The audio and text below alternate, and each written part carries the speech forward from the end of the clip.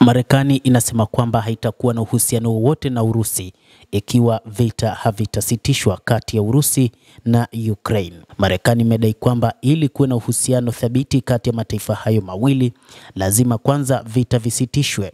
Na ndiyo maana rais wa Marekani ameongeza vikwazo kwa Urusi, lakini pia ameonyesha nia ya kuongeza vikwazo zaidi ikiwa hakutakuwa na mwelekeo wa kumalizika kwa vita.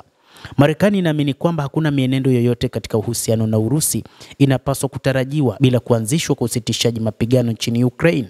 Hii ni kwa mujibu wa msemaji wa Wizara ya Mambo ya Nje Tammy Bruce. Amesema, nadhani rais wa Marekani Donald Trump amekuwa wazi kwamba kuna jambo moja mezani na Urusi ambalo ni usitishaji mapigano, na kwamba hakuna nguvu nyingine ambayo itashughulikiwa au kuwezeshwa hadi hilo lishuhudiwe na lishughulikiwe, mwanadiplomasia huyo anasema. Kulingana naye, rais wa Marekani Donald Trump ndiye mwanasiasa wa kwanza wa Marekani kujihusisha na uhusiano na Urusi kwa miaka. Bruce alisisitiza kuwa mwingiliano ni muhimu ili kufikia matokeo yoyote, iwe kusimamisha vita au kuwafanya watu waachiliwe kutokana na kushikiliwa isivyo haki.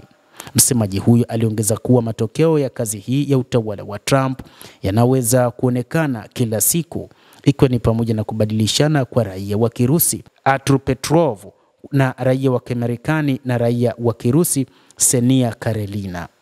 Kituo cha huduma ya usalama ya shirikisho la Urusi na mahusiano ya umma kimeripoti kwamba raia wa Urusi Artur Petrov alirejeshwa nchini mwao mnamo Aprili 10 katika uwanja wa ndege wa kimataifa wa Abu Dhabi kupitia upatanishi wa Umoja wa Falme za Kiarabu. Alikuwa amezuiliwa Cyprus kwa ombi la maafisa wa Marekani kutekeleza sheria ya Kimarekani na kurejeshwa nchini Marekani, ambako alishtakiwa kwa kukiuka sheria za udhibiti wa mauzo ya nje.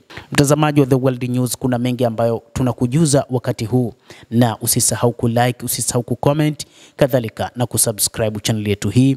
Utakuwa ukipata habari hizi kwa mapana hapa The World News. Mimi ni Adam Hussein, endelea kutufuatilia wakati wote, utakuwa ukinufaika na mengi na utakuwa ukijua mengi yanayojiri duniani.